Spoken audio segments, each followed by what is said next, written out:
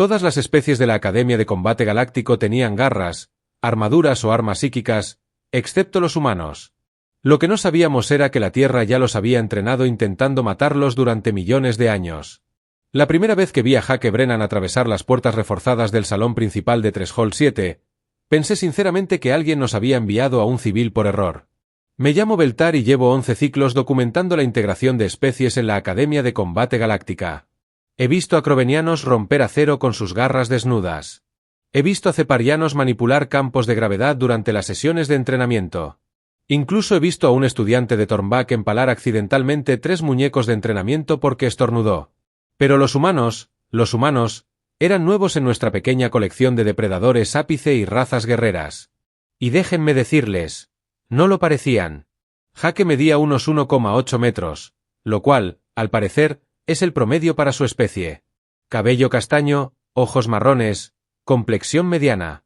Nada en él indicaba peligro.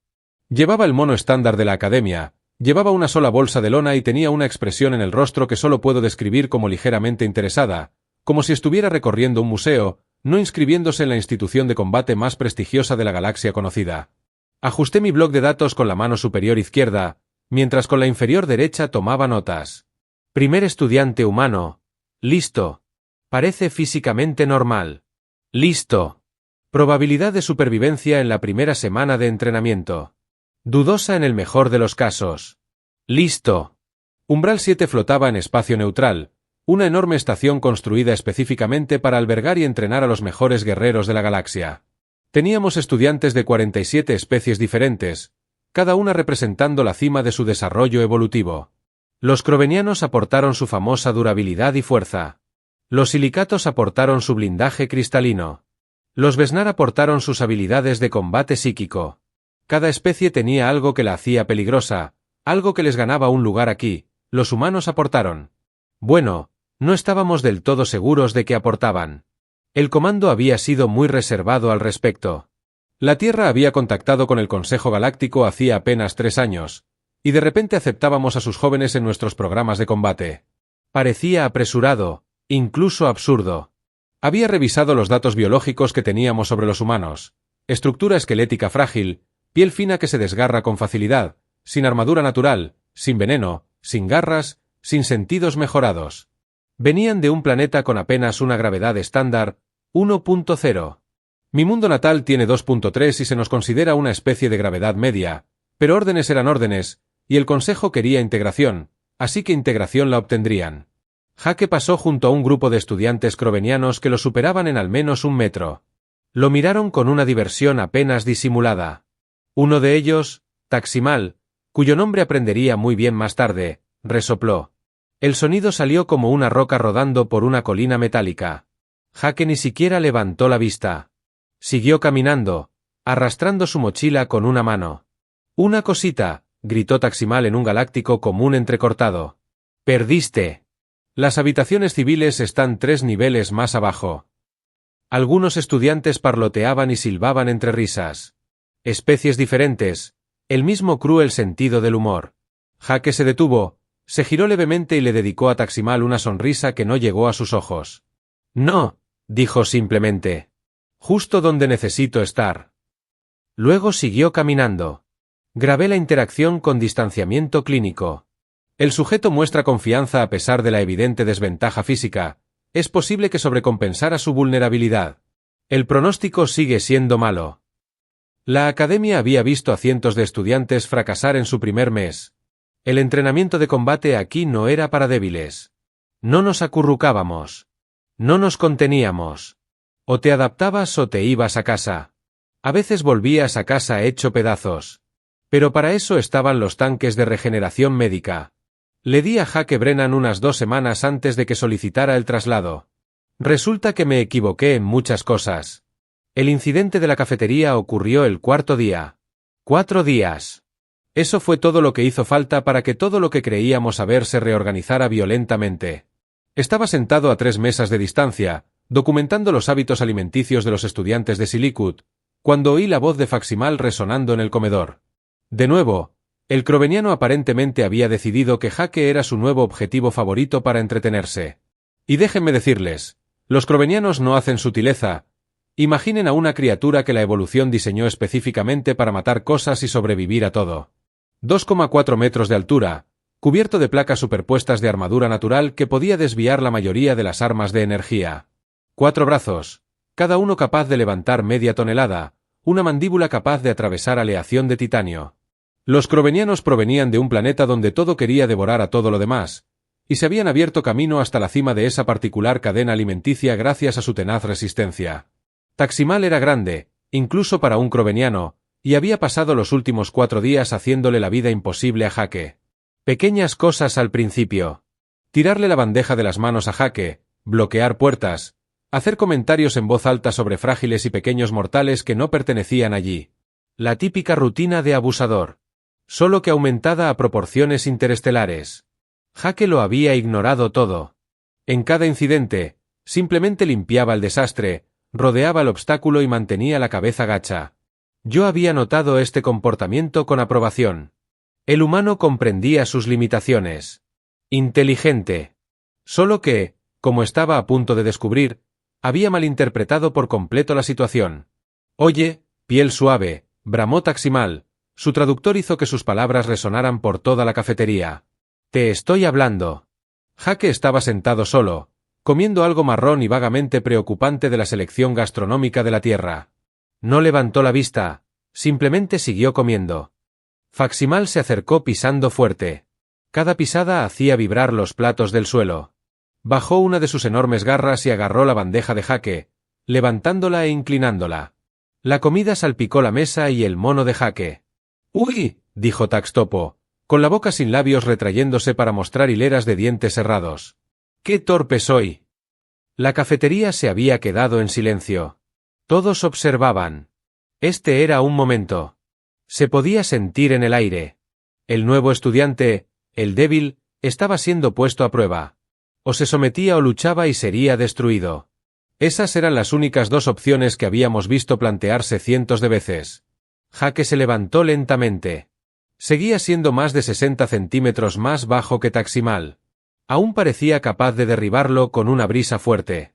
Mantenía la misma expresión afable, casi aburrida. «Ese era mi almuerzo», dijo Jake en voz baja. Taximal se inclinó, acercando su rostro al de Jake. «¿Qué vas a hacer, pequeño mamífero?». Ajusté mi tableta de datos para grabar.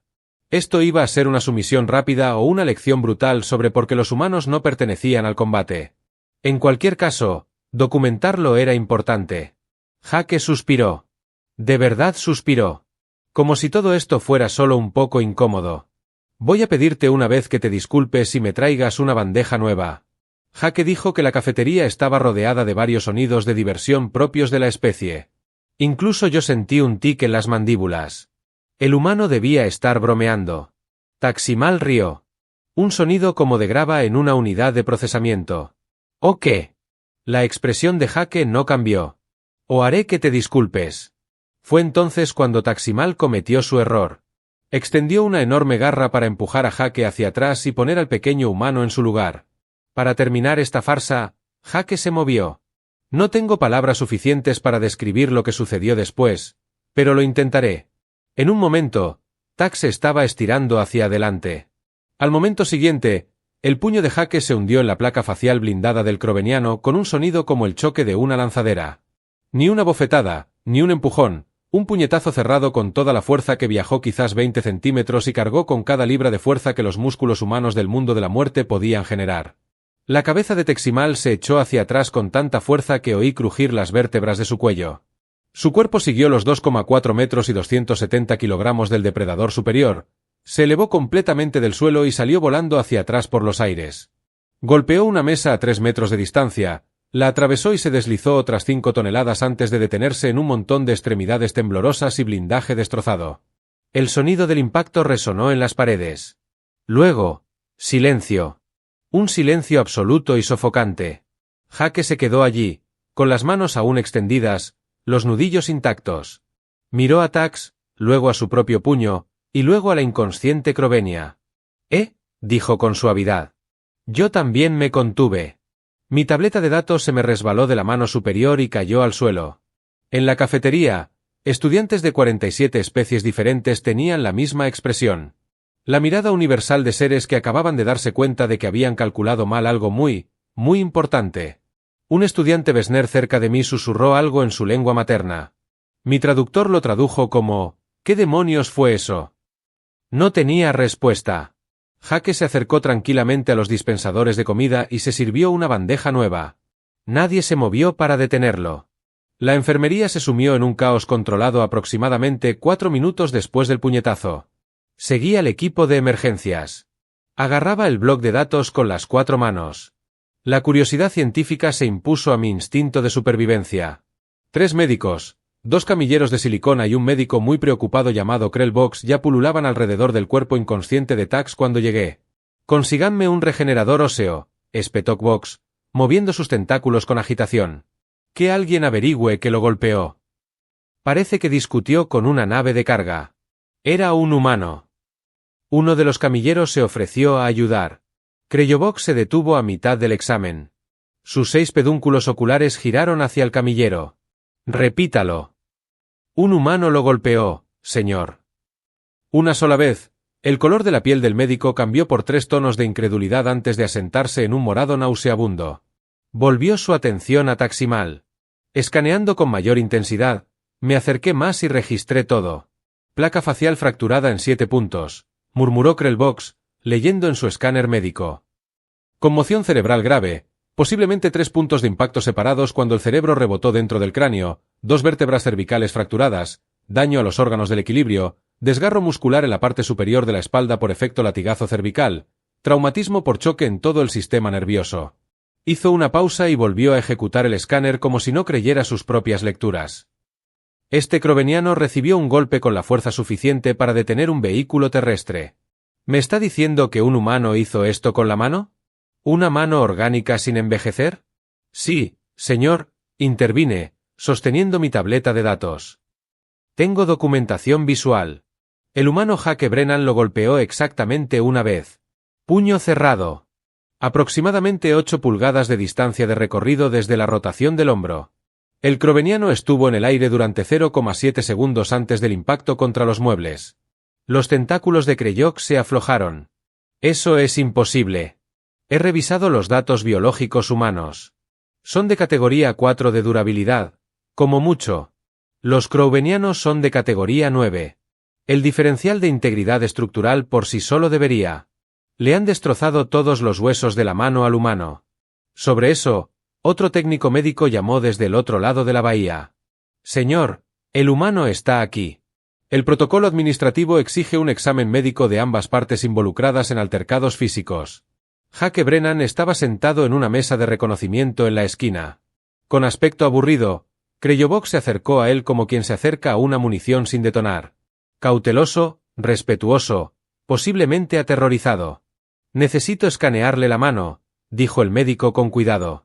Jake se la ofreció. Claro, el escáner zumbó. Krellobox se quedó mirando la velocidad. Parpadeó con los 6 ojos en secuencia. Escaneé de nuevo. «Esto es un disparate médico», susurró. «Sin fracturas, sin microfracturas, sin ligamentos rotos, sin hematomas, ni siquiera inflamación.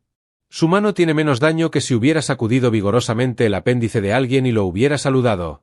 «Sí», dijo Jake. Retiré el puñetazo en el último segundo. No quería hacerle mucho daño.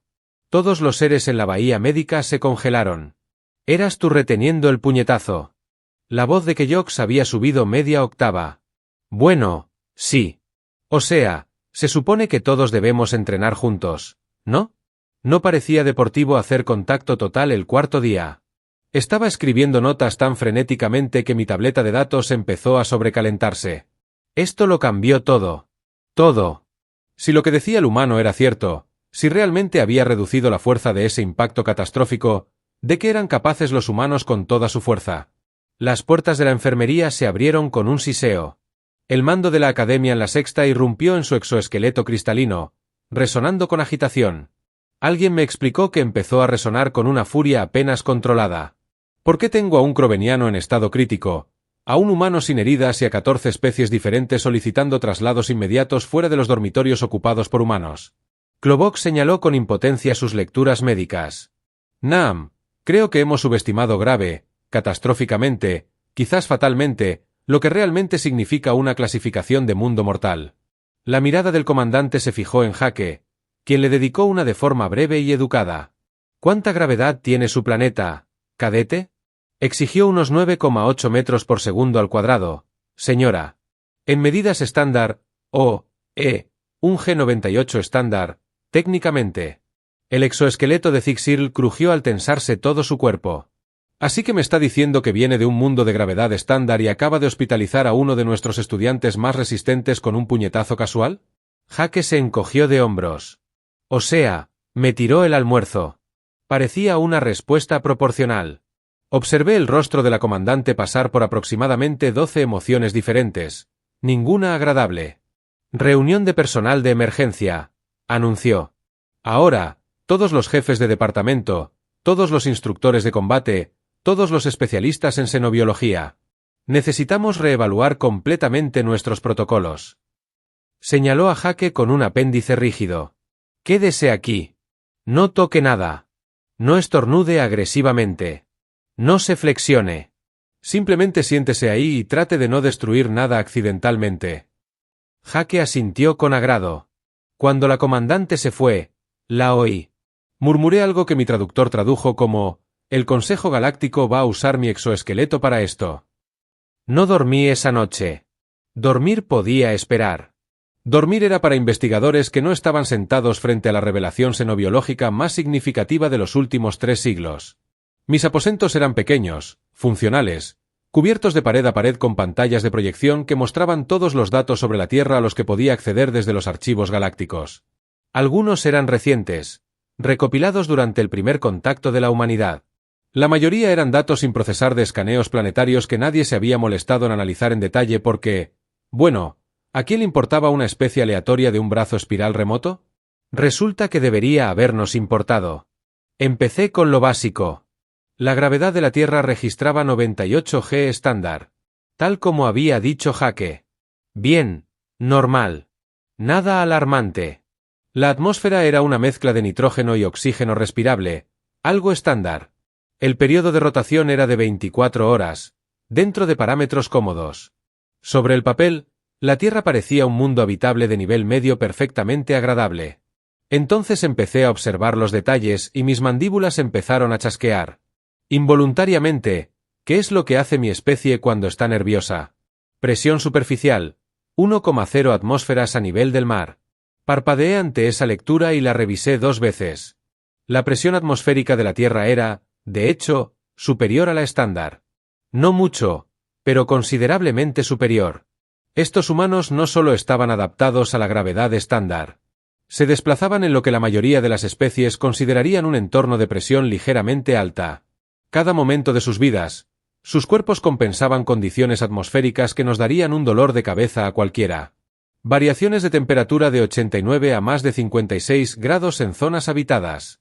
Tuve que convertir eso 3 veces porque pensé que mi traductor no funcionaba bien. Los humanos vivían en oscilaciones de temperatura que alcanzaban los 145 grados voluntariamente. Las regiones habitadas de mi planeta natal variaban unos 30 grados estacionalmente, y eso nos parecía severo. Pero eso fue solo el principio. Consulté los registros biológicos de la Tierra, y fue entonces cuando las cosas se pusieron realmente inquietantes. Recuento estimado de especies, 8,7 millones. Porcentaje clasificado como depredador, aproximadamente el 15%. Observé esa cifra. 15%. En mi planeta natal, los depredadores representaban quizás el 2% de las especies, y teníamos un ecosistema sano y equilibrado. La Tierra tenía más de 1 millón de especies depredadoras, todas compitiendo por recursos, todas desarrollando formas de matar cada vez más eficientes.